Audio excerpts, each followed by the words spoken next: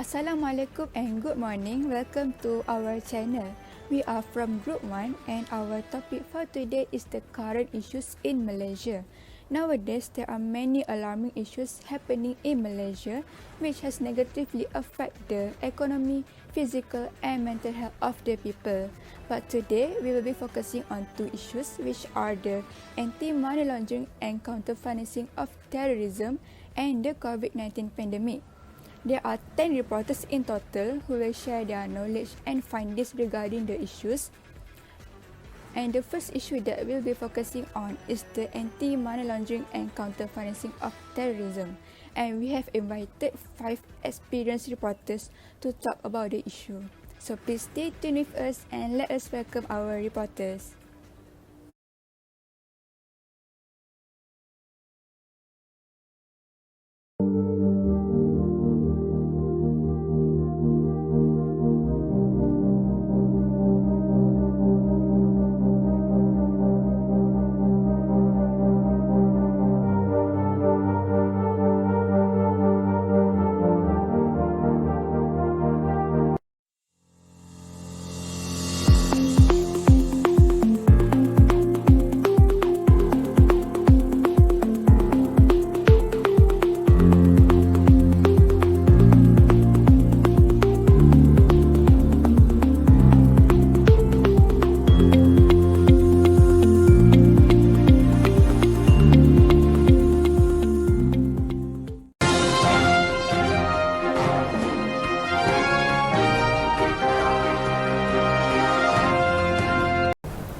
Hello everyone, my name is Siti Nurul Hafizah and I will be explaining about money laundering and terrorism financing.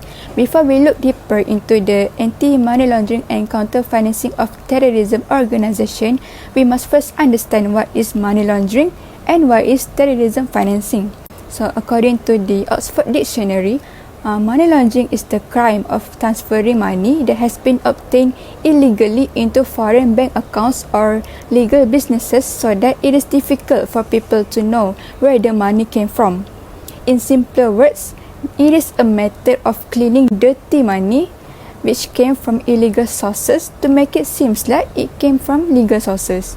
As an example, Mr. Ali obtained a huge amount of money from conducting illegal business such as selling illegal weapons, and then he placed the money into one of his legitimate business such as restaurant, or maybe he used the money for various kinds of investment to hide the actual origin of the money.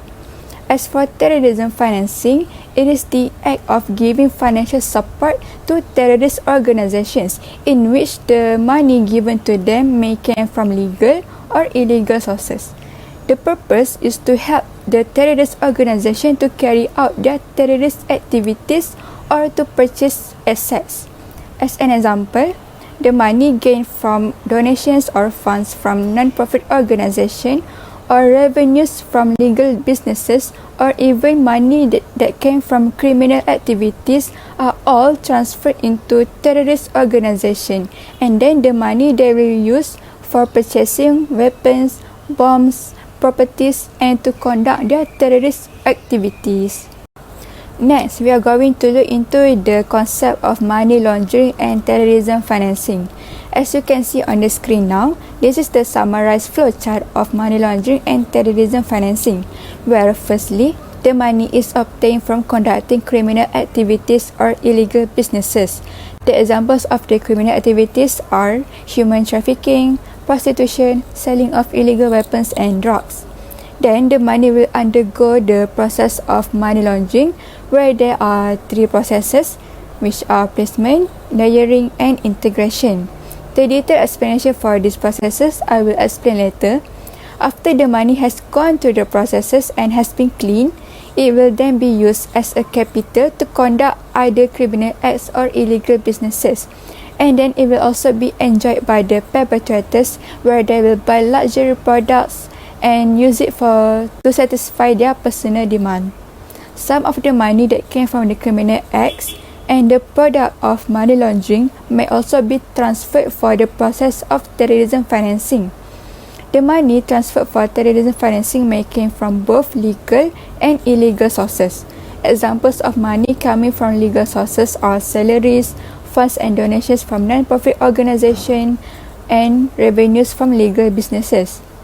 Examples of money that came from illegal sources are money from drug trafficking, selling of illegal weapons, prostitution, fraud activities, and so on. The money will then undergo the process of terrorism financing, where the money will be transferred to the terrorist organizations, and then the organization will use the money for their own benefit, such as they will purchase weapons or bombs, purchasing their properties, and to conduct training for the terrorists to prepare for their terrorist activities. As a result, the terrorists will have enough resources and capital to conduct their terrorist activities in both domestically and internationally. Now, we are going to look into the processes of money laundering, which there are 3 processes that the perpetrators may have gone through to clean the dirty money obtained from illegal sources. Firstly is the placement process. This is when the money is placed into a legal business or financial institution to hide the actual origin of the money. As an example, Mr. Ali placed some of the money he received from selling illegal weapons into investment companies, and some are placed into his legal restaurant business. Secondly is the layering process. This is when the money is put into multiple layers of transactions to avoid suspicion from the public authority and to avoid paying huge amount of tax. As an example, Mr. Ali transferred the money into various accounts and companies, such as some money are invested in financial markets, some are placed in gambling, and some have gone through multiple currency exchanges. The final process is integration. This is when the money is integrated into the economy as a legitimate funds. At this stage, the perpetrators will use the money which has been previously placed in the various financial institutions and legal businesses in stage 1 and has undergone through multiple layers of transactions in stage 2, and then use them for their personal purpose, such as buying luxury goods or create new business entity. So now I will pass to Nik Farzana to explain about the case examples.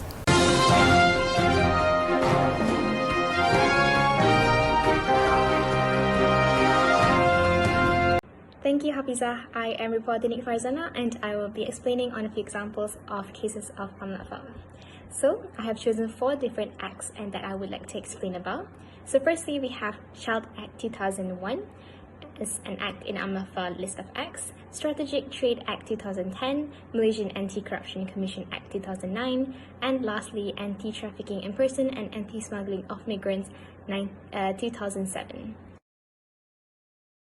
So what is Child Act 2001?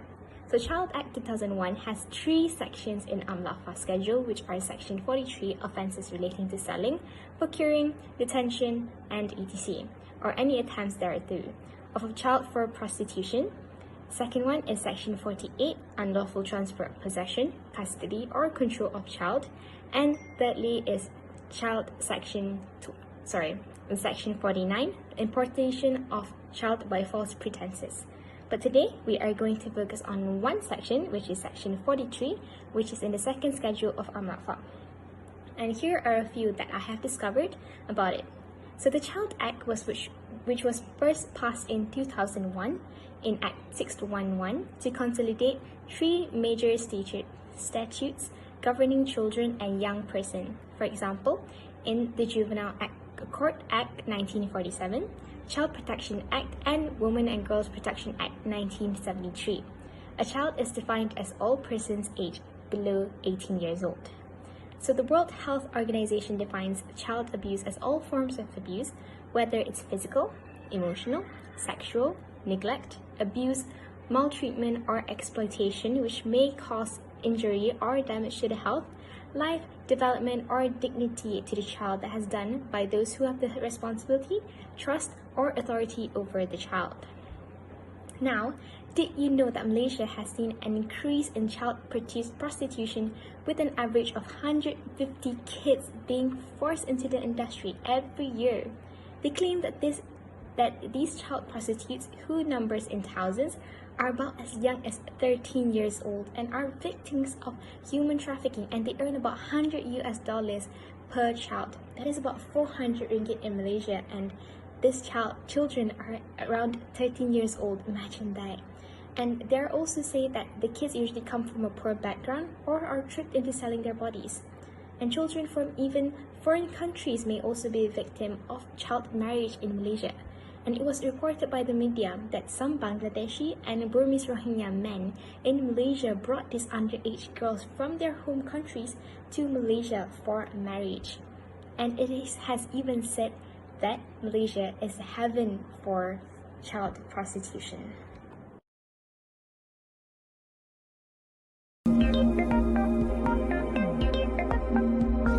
Breaking news. 30-year-old mother from Sarawak forced her teenage daughter into prostitution into a desperate attempt to pay off her debts. This was reported by the village headman that brought the matter to the police. Sarawak CID Chief Senior Assistant Com Datuk Dev Kumar was quoted by Sarawak Online. The mother had allegedly worked with a karaoke owner to sell her daughter in order to pay off debts. The mother paid Rm 1,000 ringgit to the karaoke owner, and the girl was raped 3 times by the man at a hotel. Have here the village headman who reported about the matter. So I was walking back home one day and I was passing by the girl's house and I heard screaming. I went to investigate and I overheard the girl crying and talking to her mother.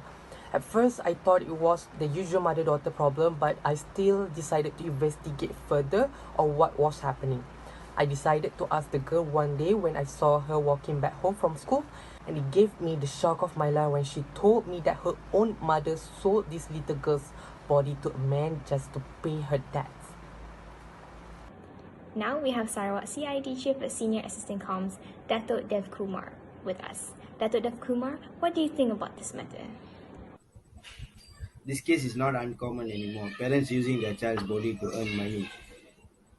We need to keep looking out for cases like this because they are kids. And if you cannot trust your own family, who can you trust with? Thank you, Datuk Dev Kumar. The police managed to arrest the karaoke owner and the mother, but the man who did the action is still on the loose. Nick Farzana signing off from TV3 Breaking News. Several mechanisms were created to protect and provide support services for children. For example, 2 units were created to ensure that child victims are identified, receive adequate treatment, and eventually ensure that they are reintegrated and rehabilitated into their communities. The Royal Malaysian Police acts as an important law enforcement agency in curbing child sexual exploitation. The Criminal Investigation Division of the Royal Malaysia Police has a specialized section that investigates sexual crimes and crimes involving children. The Sexual Crime and Children Division, also called D11.104. The next on the agenda is the Strategic Trade Act 2010. This act is a law enacted by the Malaysian government in 2010 to control the export of sensitive technology and materials in order to combat terrorism, nuclear proliferation, and the spread of weapons of mass destruction. The enforcement powers are given by the Act and relevant acts, and the enforcement agencies include Royal Malaysian Customs, Royal Malaysian Police, Malaysian Enforcement Agency, Malaysian Communications and Multimedia Commission, and other officers specified by the controller as specified under Interpretation Section 2 of the Strategic Trade Act 2010. There are 12 sections in the Act. For instance, there is Section 10, Provision of Technical Assistance. Then we have Section 11, Brokering of Strategic Items, and Section 12, Transactions Involving Unlisted Items and Restricted Activities. But today we are going to focus on one section, which is Section 9, Export, Transshipment and Transit of Strategic Items and Unlisted Items. So, in my example here, we have companies in Sarawak are not aware of hazards in exporting strategic items. Most export, logistics, and brokerage companies in the state are not aware of the danger that are exposed to when handling strategic items without finding out who they are dealing with. Strategic items include dual-use items that are used in commercial activities, but could also be converted into weapons and other offensive gadgets for military use or terrorist attacks like, say, bombs or grenades, those kind of things. So this was disclosed at a briefing conducted by Ministry of International Trade and Industry, MITI, Strategic Trade Controller Muhammad Shahbar Abdul Karim heard here yesterday. He quoted, "It is important for exporters to know who they are exporting to and who are the end users of their products, as there may be people with ill intent to import the products to make them into weapons. Companies involved in activities relating to export, shipment, transit, and brokering of strategic items must register under the Strategic Act 2010, as he added. However, despite numerous outreach programs, very few companies involved in handling strategic items in the state took the initiative to register with MITI under the Act. Only 10 out of 362 companies registered under the STA 2010 in the nation are from Sarawak, and they're mostly from manufacturing sector and the oil and gas industry. So majority are still not registered, and this is very dangerous to all. So third in our agenda would be the Malaysian Anti-Corruption Commission Act 2009. And this is for any action which would be considered as an offence of giving or receiving gratification under the Malaysian Anti-Corruption Commission Act 2009. In practice, this means offering, giving, receiving, or soliciting something of value in an attempt to illicitly influence the decisions or actions of a person who is in a position of trust within an organization. This act heavily involves bribery, fraud, and embezzlement. There are 10 sections in this act, such as Section 16, offense of accepting gratification, Section 17, offense of giving or accepting gratification by agent, and Section 18, which is the offense of intending to deceive principal by agent. So for my example today, I will be focusing on one section again, which is Section 21 in second schedule of AML, which is bribery of offense of public body.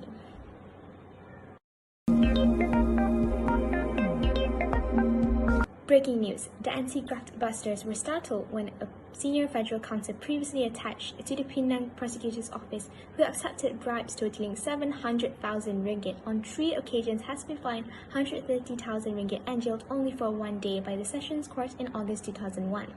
The 1-day jail time was a result of leniency in sentencing by the judge, the corruption case, and the weakness of the penalty provisions in the Malaysian Anti-Corruption Commission Act 2009. We have today with us a person in the anti-graft busters team, Aina. What do you think of this case, Aina? Our team was very shocked to have found out that a federal counsel, much less a senior, could have accepted a bribe.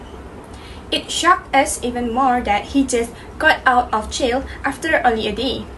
We need to get justice over this because this is not a small problem, and if we keep letting this happen, then more problems like this will occur. Thank you, Aina. And that is all we have in Breaking News TV3 today. This leniency is very unfair to a lot of people. Imagine bribing 700,000 and only jailed for 1 day. Unbelievable, right? In contrast to this case, let me give you a few examples where we think it's a small problem, but they were jailed a lot longer than 1 day. For instance, a few petty thievery cases such as a labourer in Terengganu was jailed 15 months for stealing some petai, and an unemployed man sentenced to 10 months jail for stealing 50 ringgit from a fund belonging to a local mosque. So these are differences between a small problem in which they were jailed a lot longer than just 1 day, yet the 700,000 bribery was jailed for only 1 day. That's unfair. So the penalty provision under the MACC Act 2009 needs to be revised and then revised to reflect the rule of law and fairness, as the Act only sentences offenders to a minimum jail of 1 day and a maximum of 20 years. It is more appropriate for the penalty under the MACC Act 2009 to impose a mandatory jail time of at least 2 months with a minimum strokes of 2 rotans. Even offences criminal breach of trust under Section 409 of the Penal Code carries a mandatory jail term of between 2 years and 20 years. And lastly is the Anti-Trafficking, Imprisoned and Anti-Smuggling of Migrants Act 2007. Trafficking in person means all actions involved in acquiring or maintaining the labor or services of a person through coercion and includes the act of recruiting, conveying, transferring, harboring, providing, or receiving a person. Whereas smuggling of migrants means one meaning is arranging, facilitating, or organizing directly or indirectly a person's unlawful entry into or through or unlawful exit from any country of which the person is not a citizen or permanent resident, either knowing or having reason to believe that the person's entry or exit is unlawful. So the second meaning of smuggling of migrants is that recruiting, conveying, transferring, concealing, harboring, or providing any other assistance or service for the purpose of carrying out the acts. There is a total of 22 sections in the legislation on this act. For instance, Section 12, Offence of Trafficking in Person, Section 13, Offence of Trafficking in Person by means of threat, force, or other than that, and Section 14 is Offence of Trafficking in Children. Human trafficking is the largest crime in the world behind drugs and arms trafficking, and Malaysia is no exception to this heinous activity. In fact, a rising trend to human trafficking cases has been noted in Malaysia, with 165 cases recorded in 2020 compared with only 17 cases in 2008. That is a huge increase in number. And as you can see in my slide, it has been constantly increasing from 2008 until 2021 this year. So according to statistics from the Council of Anti-Trafficking in Person and Anti-Smuggling of Migrants, from 2015 to June 2021, a total of 1,854 trafficking cases were reported, while 2,732 people were arrested in connection with the case. Meanwhile, a total of 10,463 victims of human trafficking have been saved and provided protection, and they have all been placed in 10 shelters provided by the government as well as non-governmental organizations. And that is all from me. Next, I will continue to the reporter Noor Amira. Thank you.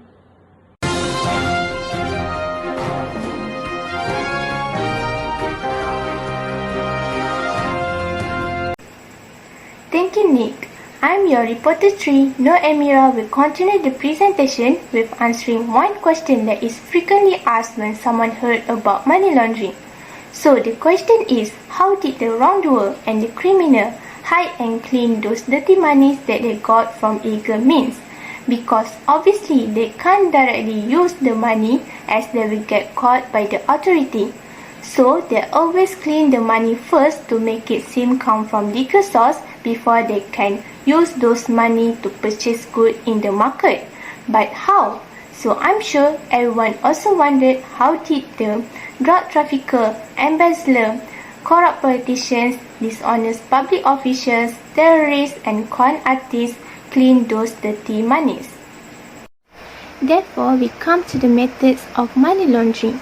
There are multiples of ways launderers always use to clean and launder the monies. But we will only look on 3 methods, which is by using casino, smurfing and cryptocurrency. So the first method is by using casino.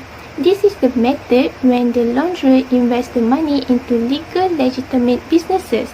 They invest the money in the clean business to mix the dirty money with the clean money. Usually, large and cash business like casino is extremely attractive to the launderer. Why? This is because this business deals with large amount of money, which make it really hard to detect those small amount of money that is actually not clean. So what the launderer will do is they will convert the dirty money into the casino chip, play in a small period of time or not play at all, and then they will cash everything out as winning in the form of check. Then the check will be deposited in the bank and soon can be used for any purchase of goods without getting afraid of being caught by the authority. Because why? The money is now seem like a legal money. Next, second method is smurfing. Smurfing is another technique that often used by launderers to clean the dirty money. This is the method where they hire a bunch of associates that call smurf. So what is the job of smurfs?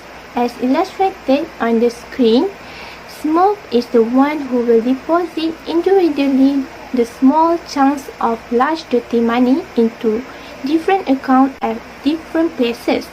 But be aware that according to AML, institutions are required to inspect and conduct customer due diligence (CDD) on customers who make any transaction above Rm 25,000.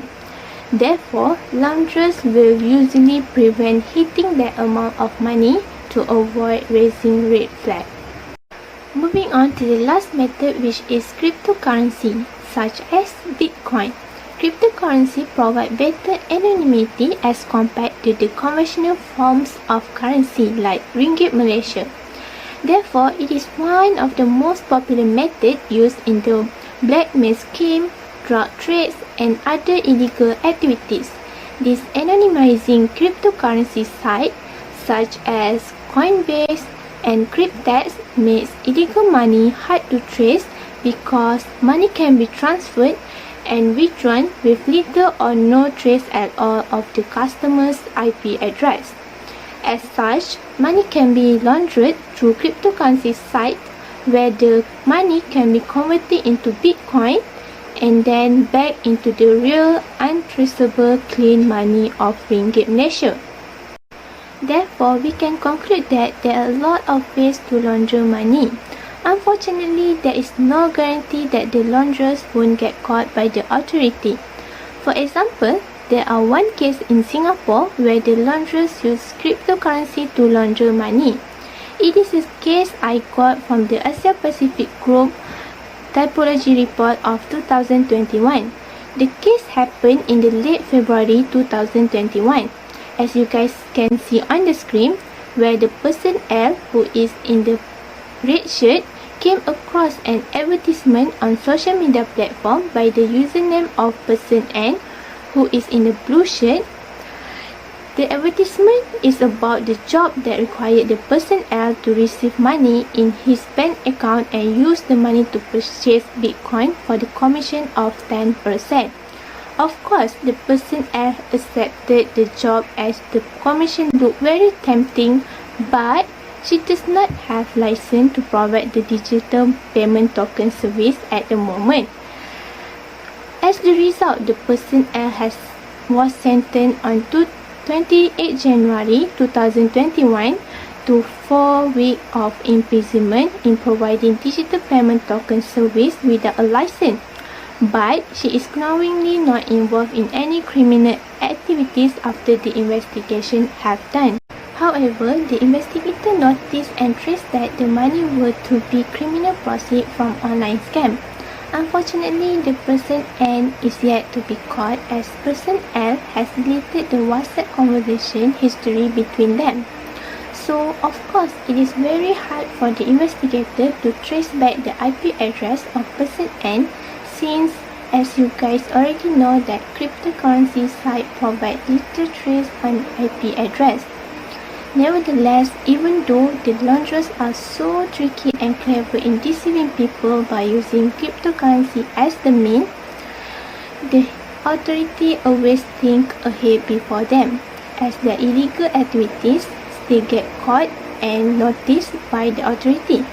After all, it's just a matter of time to get this criminal in court. So I think that's all for my part. I hope you guys get the overview of how launderer cleans their money. Next, I will pass to Amir Afif to present on his part. Thank you to Amira. Hello and good morning to everyone. My name is Amira Afif, and now I would like to explain to all of you about the framework of anti-money laundering and combating the financing of terrorism in Malaysia. In Malaysia, we do have few numbers of framework in order to prevent money laundering and financing the terrorism from happening and getting worse in Malaysia. First, we do have the legal and regulatory framework, and we have preventive measure for reporting insurance. Third, we do have domestic and international cooperation, and last but not least, we do have financial intelligence and law enforcement agencies. And now, I will explain to all of you more detail for each framework so that all of you will have a better image to the framework of the anti-money laundering and combating the financing terrorism in Malaysia. First, let's talk about the legal and regulatory framework in Malaysia. We do have an act pertaining to the money laundering and terrorism financing called the AMLA. The AMLA is the Anti-Money Laundering, Anti-Terrorism and Proceed of Unlawful Activities Act 2001. The act was enacted to give punishment to the individual that has committed to the offence as one of the initiatives from the government to combat these criminal activities from happening in our country. The functions of the AMLA is provide for the offence of money laundering and terrorism financing and the measures to be undertaken for the prevention of money laundering and terrorism financing offence. The AMLA provide wide-ranging investigation powers, including power for law enforcement agencies and public prosecutor to freeze and seize properties that are involved or suspected to be involved in money laundering or terrorism financing offences, and the power of the court to forfeit properties. The enforcement of the AMLA is undertaken by various ministries and agencies based on the predicate offences under their respective purview, which is listed under the second schedule of the AMLA. As at November 2014, there are 356 offences under 42 pieces of legislation are listed under the second schedule of AMLA. And now, as you guys can see on the projected screen, in section 4 of the AMLA has stated that any person who commit a money laundering offence and shall on conviction be liable to imprisonment for a term not exceeding 15 years and shall also be liable to a fine or not less than 5 times the sum of value of the proceed of an unlawful activity or instrumentalities of an offence at the time the offence was committed, or 5 million ringgit, whichever is higher. For example, Abu has involved in 100,000 ringgit of money laundering activities and is found guilty to the offence of the AMLA. He will be imprisoned not more than 15 years and could be fined not less than 5 times the sum of the value of the proceed of the unlawful activities. In this case, it's 100,000 ringgit. That's mean 5 times with 100,000 ringgit will be 500,000 ringgit. However, as stated in the section 4 of the AMLA, he will be liable to fine of 5 million ringgit instead, because 5 million is higher than 500,000 ringgit. And now, let's move on to the next framework of AML and CFT in Malaysia, which is preventive measures for reporting institutions. So, let us first know what the reporting institution. Reporting institution is an institution that is required by law to undertake preventive measures to prevent the institution from being used as a conduit for money laundering and terrorism financing activities. The reporting institution under the AMLA is come from various sectors, which are the banking sectors, insurance sector, money services, business, such as the money changers, the electronic money, capital market like unit trust management companies, the development financial institution, for instance, Agrobank, BSN, SME Bank, and many more, other financial institutions like Tabung Haji and BSB Bank, money lenders, and the designated non-financial business and professions such as accountants and casino. So, what do these reporting institutions need to do is to take the preventive measures in the business so that they can prevent any money laundering and terrorism financing from happening in the businesses. So, the preventive measures include conducting risk assessment, application of customer due diligence, submission of suspicious transaction report and cash threshold report, where the data will be used by the BNM so that they can analyze and disseminate the information on suspected offences to the appropriate law enforcement agencies for further investigation. And next measures is maintenance and retention of record of transaction and implementation of AML CFT compliance program that is reflective of the reporting, institution money laundering and terrorism financing risk profile. And that is the explanation for the reporting institution and the preventive measures to object any offences of AML, CFT from happening in their respective institutions, as their sector is exposed more to these unlawful activities if there is no preventive measures taken from the AMLA to these institutions. And now, let's see the third framework of AML and CFT in Malaysia, which is the domestic and international cooperation. Since 2000, Malaysia has made significant progress in constructing a comprehensive anti-money laundering AML regime. Malaysian National Coordination Committee to Counter Money Laundering (NCC) is one of the domestic cooperation in Malaysia. So the objective of the NCC is to develop and implement the national strategy, policies and measures to counter money laundering and financing terrorism. NCC also is ensuring that the national AML and CFT framework is consistent with the international standards. Here are the ministry and agency that is involved under the NCC. The supervisory and regulatory, we have Bank Negara Malaysia, Companies Commission of Malaysia, Labuan Financial Services Authority, Registrar of Society Security Commission Malaysia. Under the enforcement, we have Inland Revenue Board of Malaysia, Immigration Department of Malaysia, Malaysia Anti-Corruption Commission, Royal Malaysian Customs Department, Royal Malaysia Police, and under policy, we have the Ministry of Finance, Ministry of Foreign Affairs, Ministry of Home Affairs, Ministry of Domestic Trade, Cooperative and Consumerism, Attorney General Chambers, Ministry of International Trade and Industry. And now let's move on to the international cooperation in Malaysia. So for the international cooperation, Malaysia has involved with Asia Pacific Group of Money Laundering (APG), Egmont Group of Financial Intelligence Unit (FIU), and the Financial Action Task Force on Money Laundering (FATF). And now let me briefly explain each of these cooperation. So for the Asia Pacific Group on Money Laundering (APG), is an autonomous and collaborative international organization formed in 1997 in Bangkok, Thailand. Members of the APG comprise of 41 countries and a number of international and regional observers such as Financial Action Task Force, FATF, International Monetary Fund, IMF, World Bank, United Nations Office on Drugs and Crime, Egmont Group of Financial Intelligence Unit (FIU). As a member of the APG, Malaysia is subjected to pre-assessment or mutual evaluation on compliance with the FATF standard on AML CFT. Malaysia was assessed in 2001 and 2007 respectively and currently scheduled to undertake the third mutual evaluation in the fourth quarter of 2014. And now, let's move on to the FIU. The Egmont Group Financial Intelligence Unit, or as known as FIU, is a group of global financial intelligence unit FIUs established to provide a forum to improve cooperation in the fight against money laundering and terrorism financing,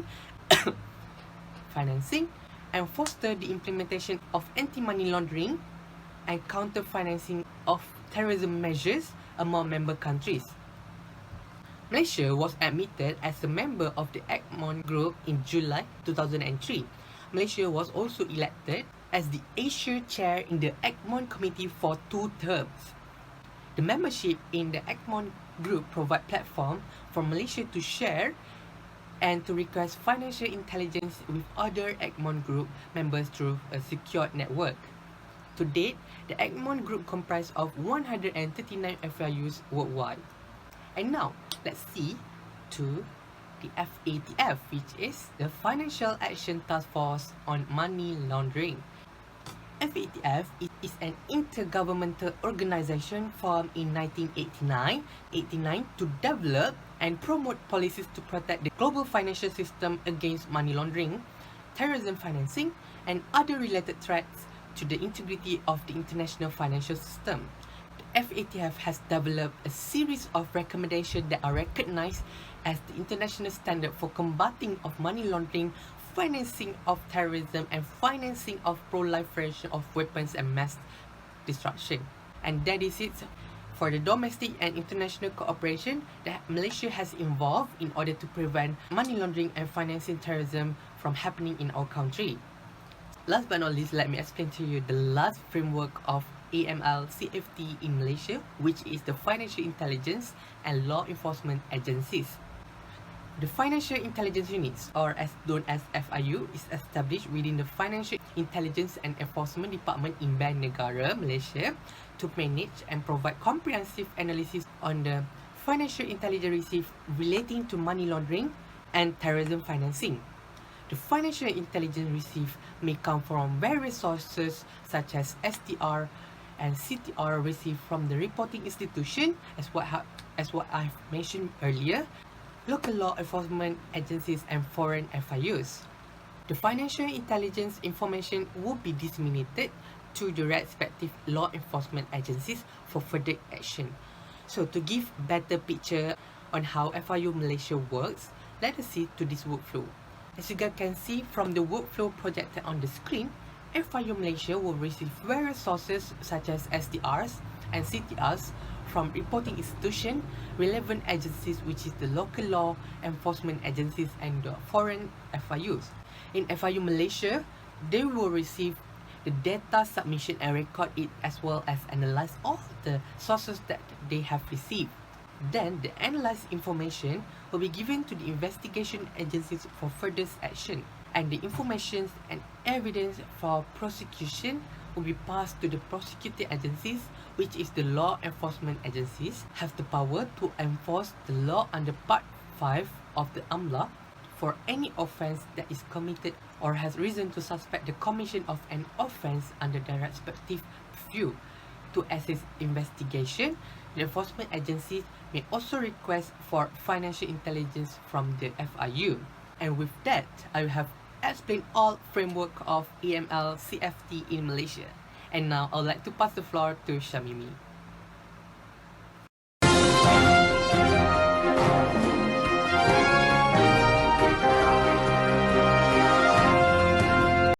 Hello and good morning to Madam Chang and my fellow classmates. I'll proceed with my part, which is on non-profit organization. Okay, first of all, what is non-profit organization?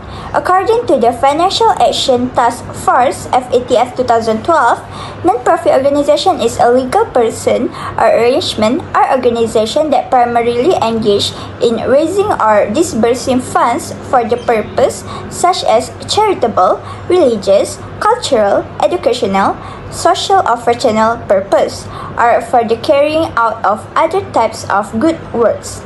This means that the non-profit organizations, they provide charitable services around the world as well as to provide assistance for those who in need.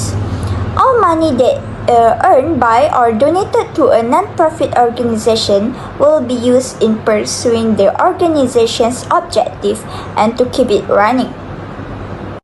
However, the problem here is that the non-profit organization act as a medium for money laundering and terrorism financing. The terrorists and terrorist organization may abuse some legitimate non-profit organizations without the knowledge of their donors, management or staff, and create some charities just to fund the money to support the funds of that particular group of terrorists. Same goes to money laundering. In accordance to APG evaluation report, it stated that the use of charities and non-profit organizations continues to be the leading source for money laundering and terrorism financing. Let's move on how they use non-profit organization as a medium for money laundering and terrorist financing. As per what we discussed in the beginning of our presentation, terrorist financing involves the solicitation, collection or provision of funds with an intention that those collected funds will be used to support terrorists as organization. Contradicted with money laundering, the funds collected may come from the legal or illegal sources.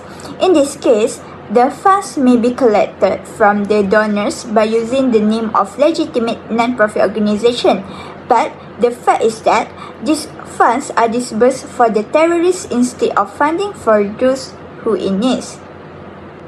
As an example, if one of the non-profit organizations receives funds from many sources, such as through the public donations, foreign fighters, and any other sources, and the sources will then be used for the terrorists, this is categorized as terrorist financing involving non-profit organizations. The other way that the non-profit organization act as a medium for money laundering is by converting dirty money into legal money by having multiple transactions through non-profit organization. For the money laundering, it is the process where the criminals hide the funds obtained from illegal sources by passing through complex transfers and transactions or through a series of businesses, which is the non-profit organizations in this case, in order to clean its illegitimate origin and turns the illegal funds into legal funds. By looking at these scenarios, we can see that the non-profit organization may complicit or may not complicit in or aware to this abuse. We have discussed on what and how terrorist abuse exists in non-profit organization in the previous slide. Now, we will focus on why this happened. There are numerous of vulnerabilities that make it possible for the non-profit organization to be attacked or harmed by the terrorists. However, I'll just focus on few things that lead to the involvement of NPOs with the terrorists. One of the reasons is because non-profit organization enjoys high level of public trust. We know that non-profit organization relies on the public's trust for legitimacy, effectiveness, non-financial, and also to gain financial support.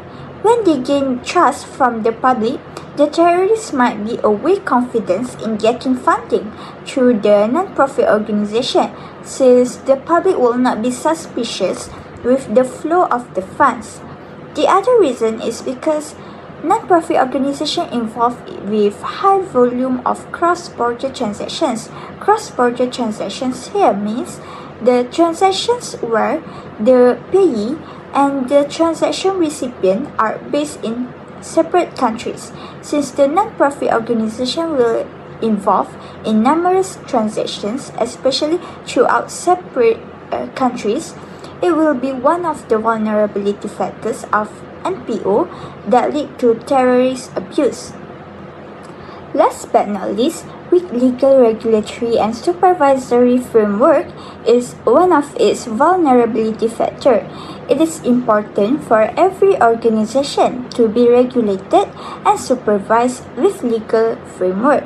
With legal regulatory and supervisory framework will offer chance to the terrorists to finance their terrorist organizations secretly through non-profit organization.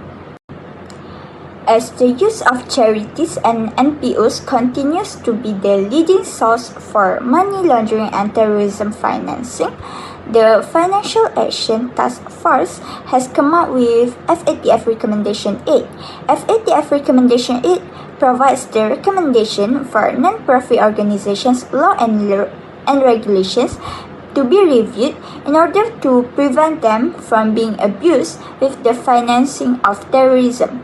The FATF has established the best practice to prevent the misuse of non-profit organizations with the financing of terrorism, but at the same time respecting legitimate actions of NPOs. The objective of Recommendation 8, which is to apply risk-based approach, is to ensure that the non-profit organization will not be misused by the terrorist organization that act as a legitimate entities to exploit legitimate entities as conduit for terrorist financing, as well as to conceal the clandestine diversion of funds intended for legitimate purpose to terrorist organizations. The FATF recommendation permits countries to adopt a risk-based approach to prevent money laundering and terrorist financing. It also authorizes countries to allow financial institutions to use a risk-based approach to discharge a certain anti-money laundering and counter-terrorist financing obligations. Under FATF Recommendation 8, the first action that the non-profit organizations can take to protect against terrorist financing abuse is to do risk analysis and risk-based approach.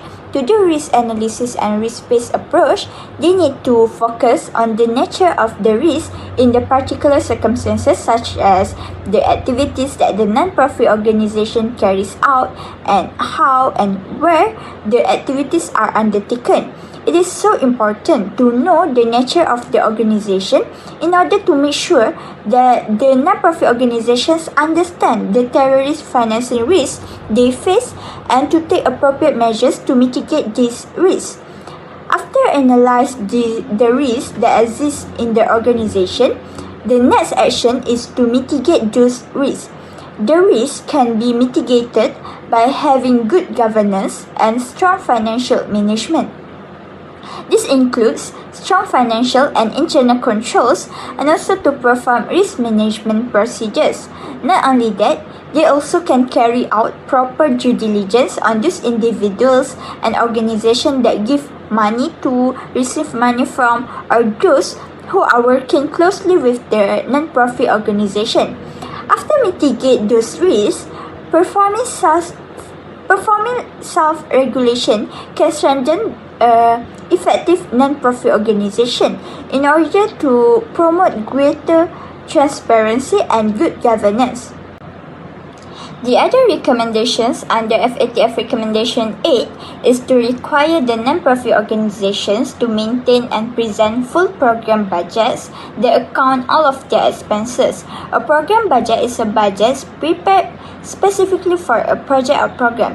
By doing so, the non-profit organizations and their respective authorities will get a clear view on what and for whom the funds have been dispersed. Not only that, FATF also recommend a non-profit organization to conduct internal and external audit to make sure that the funds collected are being utilized appropriately. Having internal and external auditor can help the non-profit organization to improve better in achieving its main objective, which is to help those in need. Last but not least, FATF also recommends the non-profit organizations to use formal bank account in performing any transactions because this will subject the non-profit organization with bank regulations and control so that the financial institution, the banks, can treat the non-profit organization like the other customer and report to the respective authorities if there is any suspicious activity occurs reflecting from their transaction. That's all about AML or CFT. Next, we will proceed with the other current issue, but before that, let's have a little break. It's time to break.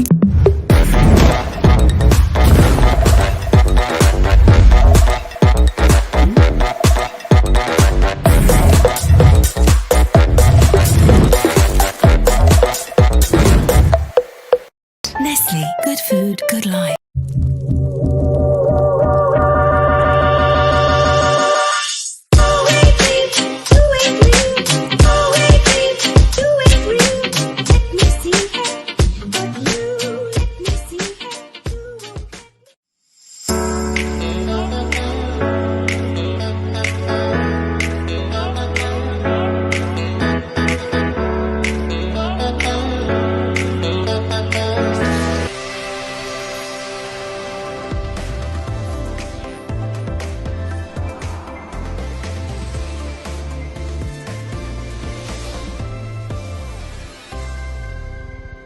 Has identified the cause of the mysterious new virus. Coronavirus. There are fears a rapidly spreading virus has reached Australia. This is a rapidly emerging situation where there is not a cause for alarm. The first US case has been detected. There's confirmation the coronavirus has reached Australia. China is urging its citizens not to travel abroad as it struggles to contain the virus. We will be standing up Christmas Island as a quarantine area. Foreign nationals coming from China are now banned from entering the country. I have today declared that the coronavirus presents a public health emergency in the United States.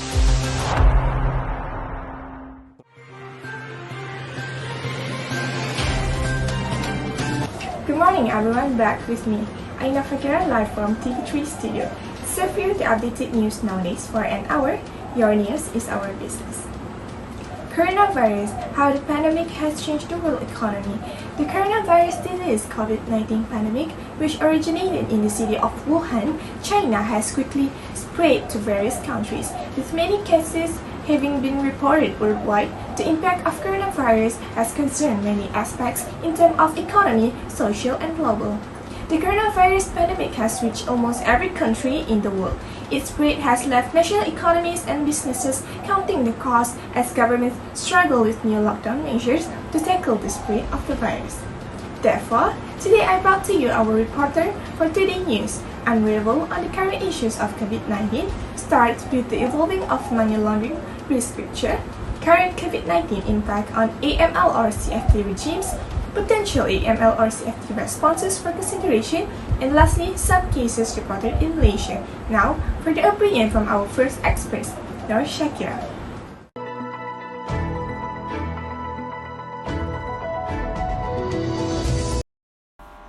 COVID-19 is not only a global pandemic and public health crisis, but it has also severely affected the global economy and financial markets.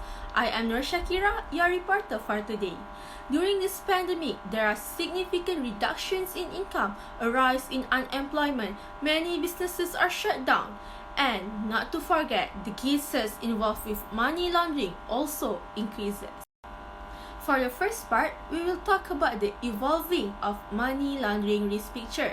In this part, we are talking about two main points, which are the increase of money laundering threats and money laundering vulnerabilities. Let's discuss more in the next slides. Okay, now, the first point we are talking about is the money laundering threats. What are the threats? So there are two threats, which are the increase in fraud activity and cybercrime. Under the fraud activity, the example is fundraising for fake charities and counterfeiting. For cybercrime, the example is email and SMS phishing. So here is just an overview for the threats of money laundering before I explain more in the next slide. Let us discuss about the first threat, which are the increase in fraud activity. There is a research from FATF members that indicates the criminals have attempted to profit from the COVID-19 pandemic through increased fraudulent activities. So here are the examples on how fraudulent activities can be done during the pandemic. One of it is the fundraising for fake charities. This is a fundraising scam where the criminal requesting donations related to COVID-19, but actually it is not. Okay, let's take an example. As we know, during the early of the pandemic, our hospital in Malaysia do not have enough medical supplies such as ventilators and PPE. Therefore, many of the organizations are taking the initiative to at least help what they can. So, during that time, in our social media, many organizations start to spread the news that they are collecting donations to help to buy all those medical supplies. So, in this situation, this is when the fundraising for fake charities can happen. The criminals will take that situation as an opportunity for them to act like they are part of NGO members and do the fundraising campaigns. Another example of fraudulent activities is counterfeiting. It includes the essential goods such as medical supplies and medicine.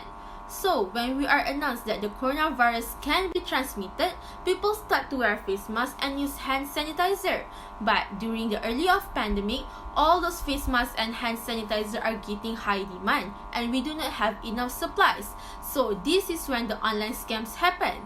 In such cases, the suspect claimed to be the employees of business and saying that they have stock for those face masks, and of course people will believe and buy from them because they are desperate to protect themselves.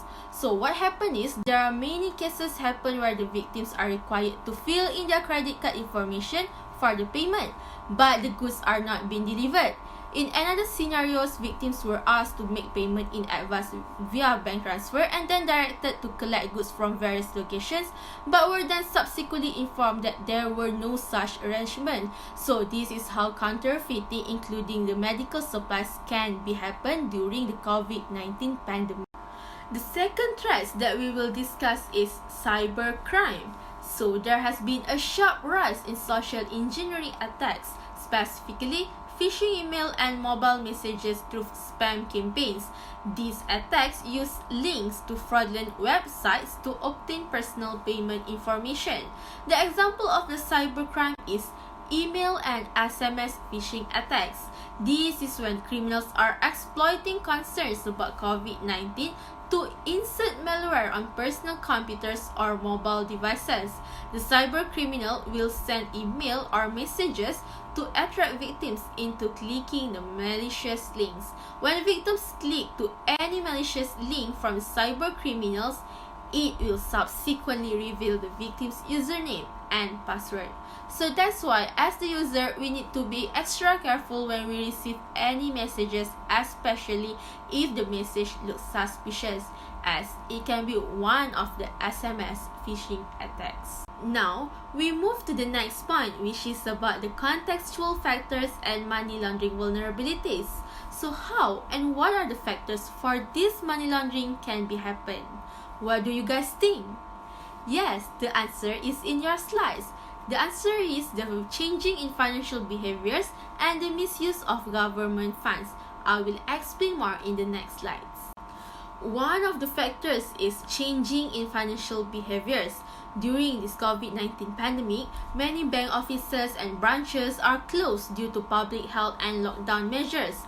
This leads people for going online, and since everything is going online, some people are affected, especially for those who are not familiar with online platforms. This includes the elderly and low-income groups, who will be made less familiar with using online banking platforms. It is reported that there is a significant rise in the number of phishing emails connected to COVID-19 being sent to customers, and they can be the main target for criminals to do online banking fraud. For the misuse of government funds, as we know, many governments are providing stimulus funds to mitigate the economic impact related to COVID-19. As we see in Malaysia itself, we have Malaysia's stimulus package called Prihatin that aim for empowering people, propelling business, and stimulating the economy. But what I want to highlight here is, since there are many stimulus funds that have been provided by the government, the criminals may try to fraudulently claim or misdirect such funds. So what are the methods that have been used by the criminals in order for them to do the frauds? The methods include exploiting stimulus measures and misappropriating international financial assistance. For the first method, which is the exploiting stimulus measures, it is reported that a small proportion of economic support directed to businesses and individuals may present potential fraud risks and money laundering. In particular, criminals can falsely claim to provide access to stimulus funds to obtain personal financial information. It also been reported that criminals may use legal persons to make fraudulent claims on government stimulus funds by posing as legitimate businesses seeking assistance. For the second method, which is the misappropriating international financial assistance, many countries have an immediate need for emergency financial assistance to respond to COVID-19. However, international financial institutions report that there is a risk that emergency financial aid provided to countries can be misappropriated by corrupt officials. This usually involves with the countries that the rule of law is weak and there are poor transparency and accountability measures. The examples of the corrupt activities that may take place, such as bribes on public officials, improper bidding procedures for purchasing, diversion of the medical supplies that are not fair, or maybe kickbacks for referrals. Corruptions during the pandemic is already bountiful in many countries. One of the examples is in Brazil. It was reported that the federal government purchased masks from a supplier that were 67% more expensive than the other supplier bids in the same procurement competition. This activity may become more prevalent if there are no strict financial oversight on government procurement and spending. So, what can I conclude from the evolving of money laundering risk picture?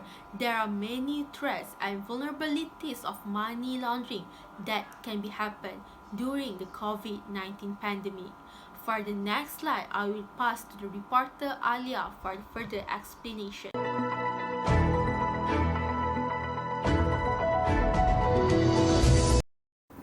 Good morning and hi everyone, I'm Alia Anisha and now we will proceed to current COVID-19 impact on anti-money laundering or counter-financing of terrorists.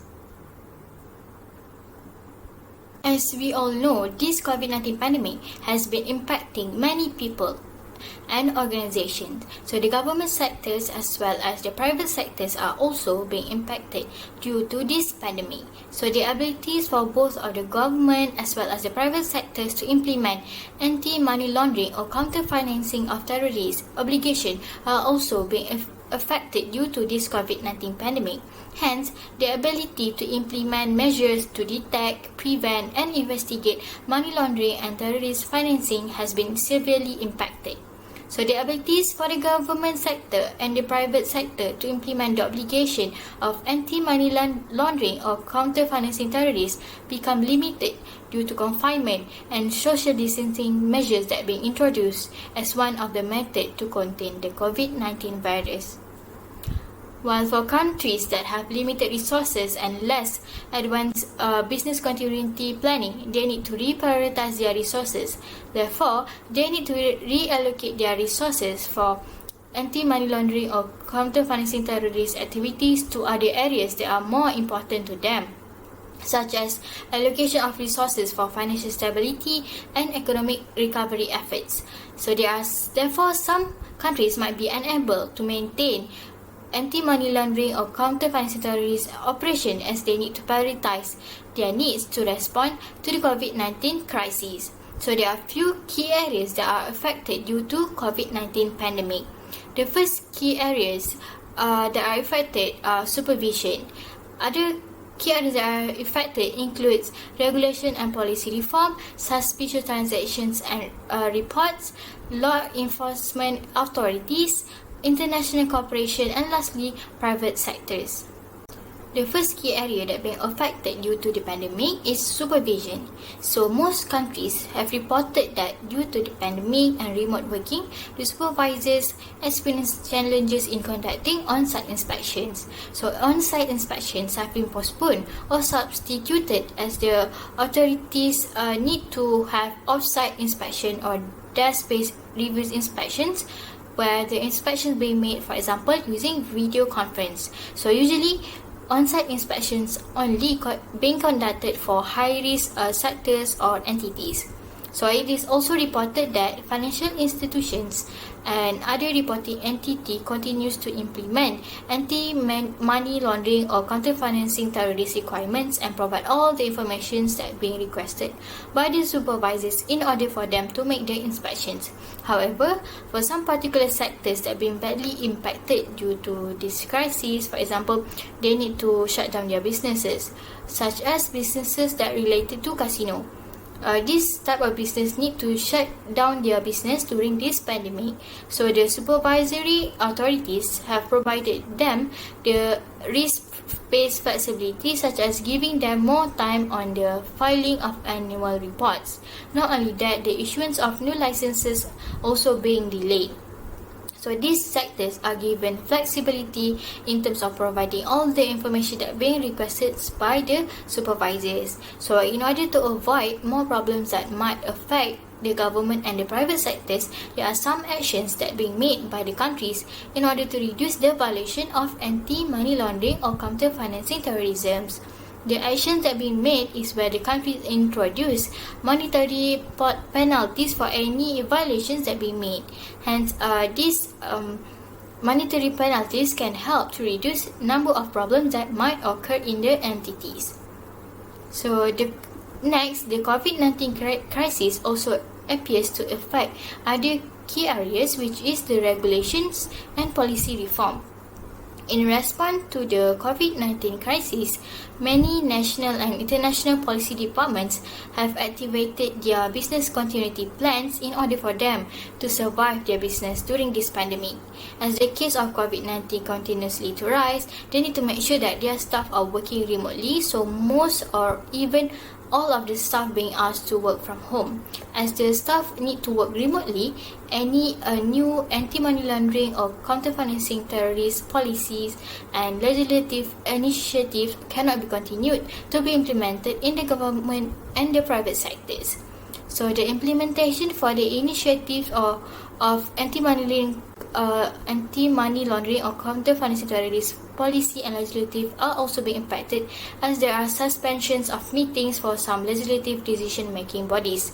Not only that, most of them have other issues that need to be prioritized, and the need to put more attention and efforts on COVID-19 emergency matters rather than implementing the new initiatives. So they need to focus on the COVID-19 emergency matters to make sure that their businesses are able to continue to operate throughout the crisis.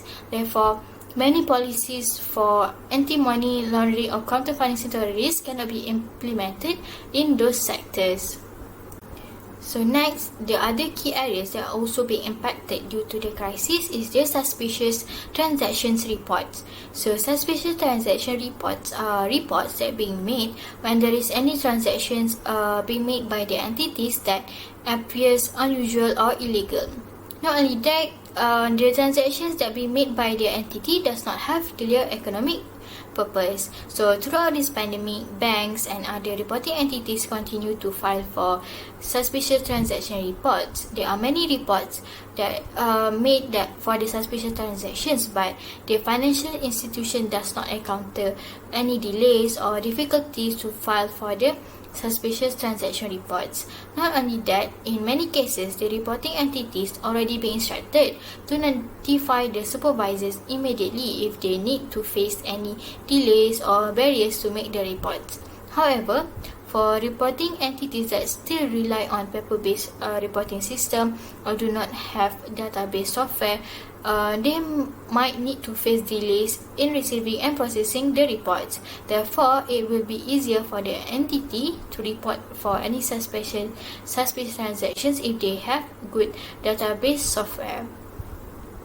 So, other key areas that have been impacted is also the law enforcement authorities. So, this pandemic has caused many countries to not prioritize the anti-money laundering or counter-financing terrorist efforts, as they are more focused on the emerging COVID-19 crisis. So some prosecutions are being postponed or delayed. So this is because there are suspensions of trial, hearings and in-person proceedings. So as many countries do not prioritize on the anti-money laundering or counter-financing terrorist efforts, there are higher possibilities that the number of terrorists and the terrorist finances will become higher. So the possibility for the number of terrorist finances would increase, especially in countries that are in high risk or poorly resourced. Therefore, there will be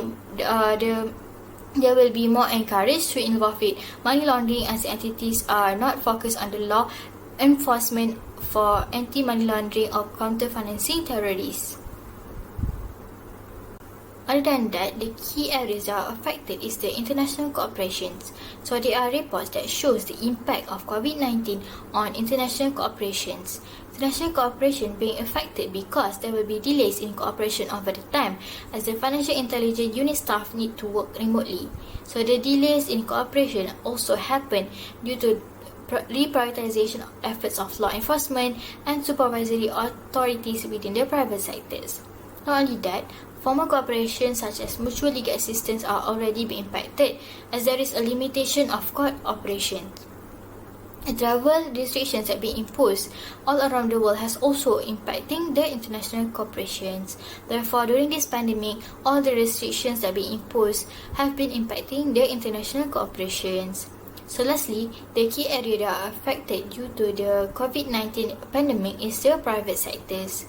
So as response to COVID-19 crisis, financial institutions initiated business continuity plans.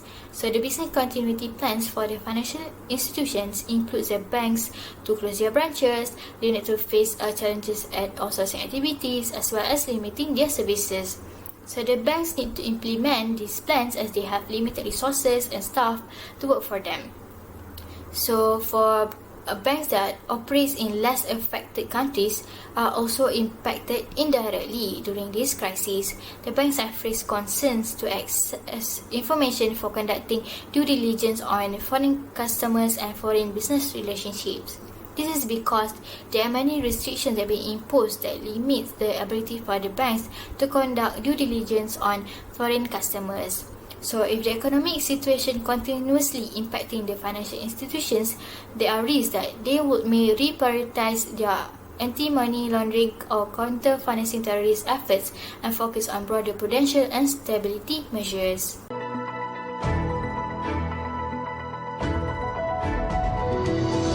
Hi, today you have me, Aina, brought to you a potential anti-money laundering or counter-financing terrorist responses for consideration. This section sets out some range of actions that are taking or could consider taking in response to current challenges, from dealing with new risks or reduced operational capacity to facilitate charitable activity, economic and fiscal stimulus. It provides a practical example of responses taken by authorities. First is coordinate domestically.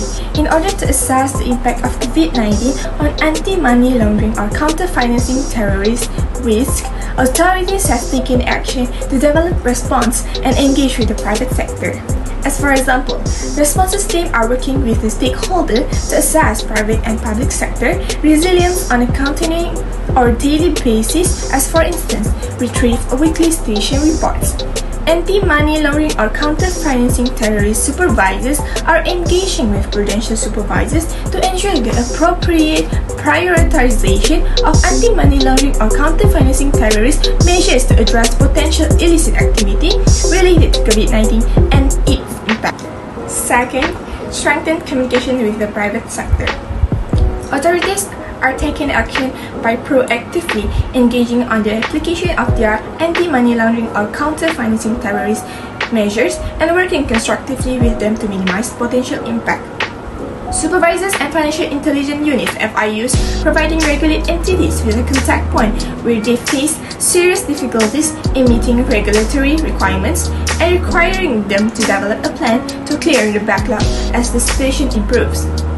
In addition to that, countries and financial institutions should apply risk-based approach to ensure that legitimate non-profit organization activity is not necessarily delayed or disrupted. As for this, the government therefore has designated channels for COVID-19 donations. Third, they have provided support on electronic and digital payment options. As currently to be more broad, supervisors are encouraging the full use of electronic and digital channels to continue payment service while maintaining social distancing.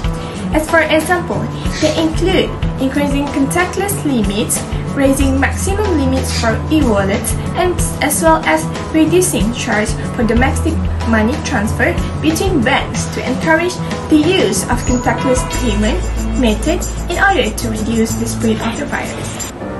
Next, they undertake pragmatic risk-based anti-money laundering or counter-financing terrorist response. Supervisors continue to review financial institutions' business continuity plans, including the execution of anti-money laundering or counter-financing terrorist procedures to ensure that their operations are sound. Although practices have been adjusted to be more realistic in the current situation, all supervisors have continued their anti-money laundering or counter-financing terrorist supervisory duties. Pragmatic refers to dealing with things in a way that is based on practical concerns rather than theoretical ones. On the other hand, a risk-based strategy requires identifying the organization's top compliance concerns and prioritizing them for controls, rules, and procedures. Finally, while the COVID-19 scenario continues, FIUs, Financial Intelligence Units, and supervisors should keep a close eye on the impact on reporting institutions, as prolonged economic disruption may force certain regulatory entities to cease operations, leaving significant money laundering and terrorism financing vulnerabilities.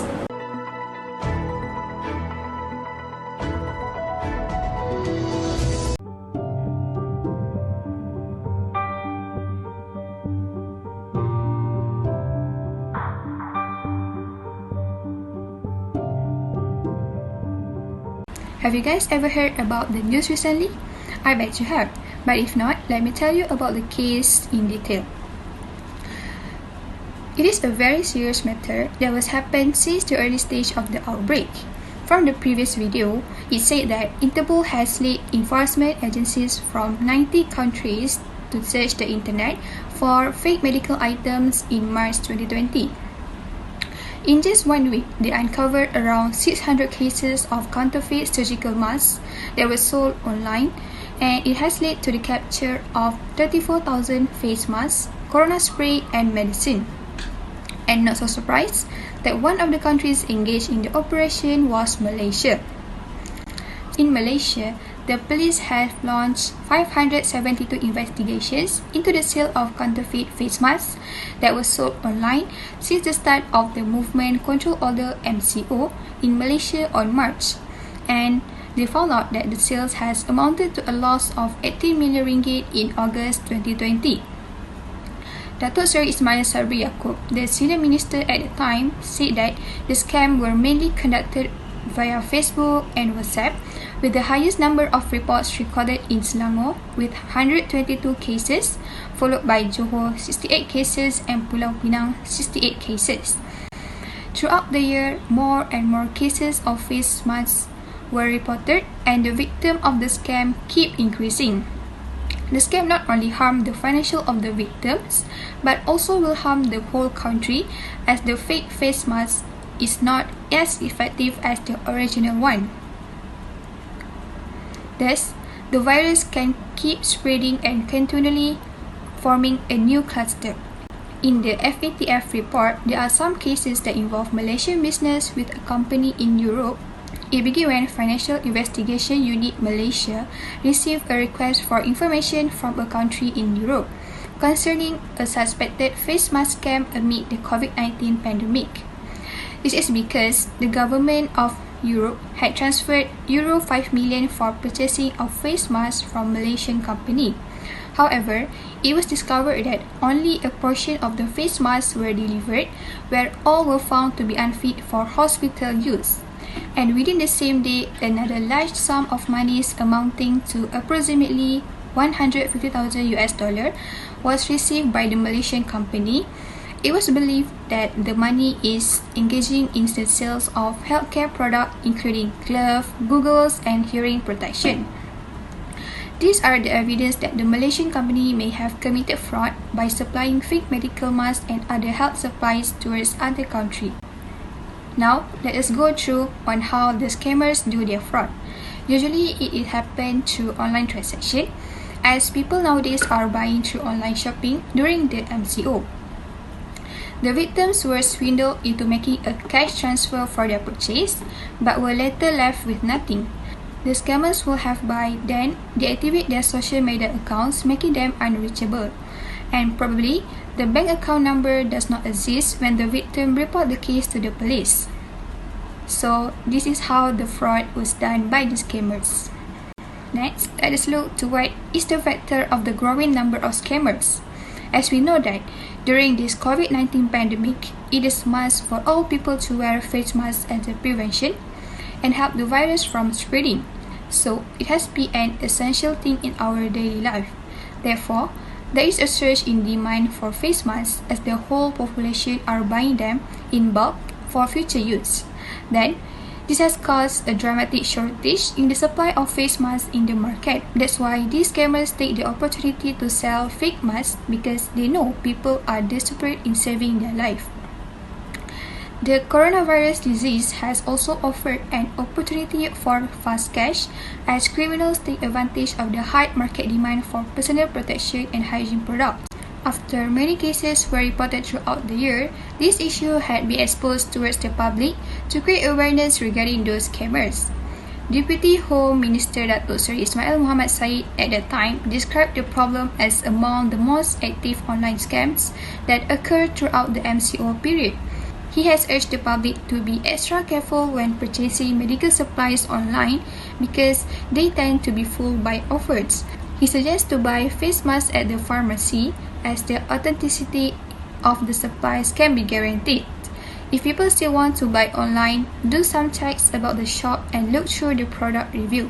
Other than that, Nurlida binti Abdul Rahman, Senior Principal Assistant Director, Ministry of Health at the time, said that Malaysia is strongly promoting awareness activities to the public.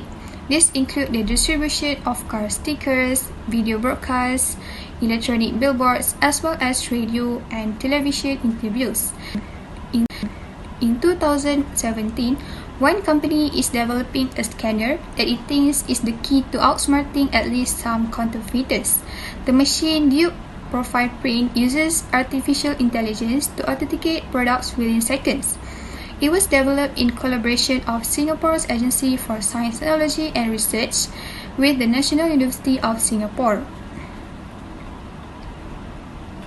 It has been successfully tested on tea, beauty products, and face masks.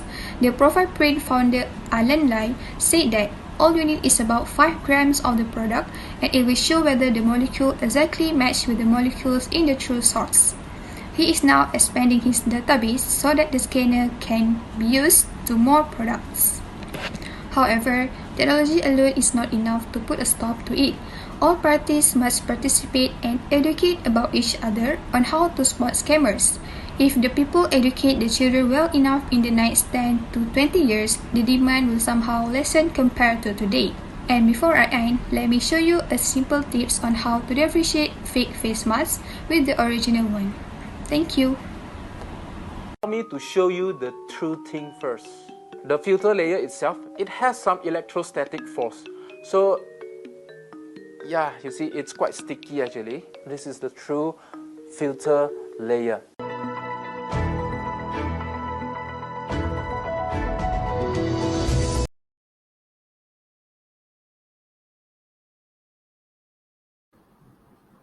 My name is Asba, and in today's news, as opposed to the mask, gloves are being counterfeited too. For the last few prior COVID years, rubber's market price has been dwindling down the graph. The usage of rubber was shrinking, and Malaysia has been producing nitrile and latex rubber since in the 50s. The nitrile, the nitrile rubber is used to produce high quality gloves that surpass America and Europe standards and regulation. The pandemic spawned worldwide materials shortages. To top that, mass factories been affected with COVID-19, requiring them to stop manufacturing and close down for a while. This meant not only the demand leap up, the supply has also been snatched. These consequences made parties and other governments all over the world to seek for alternatives. Many scammer arises without stock or with unqualified glove stocks with misadvertising to market their products. Next, we are going to overview about the Malaysian rubber industry. Malaysia has been among the largest supplier of world rubber. As of now, we are the third largest, supplying nearly a million metric tons a year. Behind we are behind Indonesia and Thailand, which is at 3 million and 4.3 million respectively. To beat that, Malaysian rubber industry enjoys a consistent support from the government, and they are part of Malaysia's 12 national key economic areas that the government will be focusing for the years. And the huge incline in demand has made new billionaires and centimillionaires all over Malaysia. Nitrile gloves preferred by the hospitals due to their hypoallergenic and chemical resistant properties. The price hike up like crazy and demand cannot be met. This means this this produced five new billionaires emerged only from the rubber industry. Amid the profit, these businessmen are cashing it all in back to supply the ever increasing demand. In the North American market, 60% of the gloves supplied are being made by the Malaysian glove producer, namely Top Glove. Top Glove, the world largest maker. Top Glove is the world largest maker of glove and recorded a revenue of 7.5 billion ringgit last year. This this increased their revenue about 50% from the prior years and tripled the the net worth of the founder Lim Wee Chai to a 17 billion ringgit. Next, we are going to look into the skullduggery anatomy of of the scam. The high rise in price attracts everyone. Some unauthorized parties are taking advantage of this situation. These frauds claim to be involved in sales and marketing of prominent and good standing glove companies in Malaysia, namely Top Glove and Supermax. Supermax said that those parties claims to be readily able to provide volume, stock and capacity. They even disseminated fabricated documents to support their false claims. To trump that, others even brought investment scam using the good credential of these highly ranked manufacturers. Most glove makers don't sell their products directly to healthcare providers. They use intermediates their their to sell it in their home countries. This is where the scammers come in, luring in potential buyers. As No said earlier, the deceitors misuse the potential buyer to launder their money or even just scam them once the payments went in. Some of these intermediaries has reported there have been thousands of calls to them as claiming that some unauthorized parties having readily available stock. Breaking news just in: the Domestic Trade and Consumer Affairs Ministry seized about 80 boxes of fake Maxcare branded rubber gloves worth about 30,000 and 75 ringgit in a raid on a warehouse in Sri Kemangan, Selangor.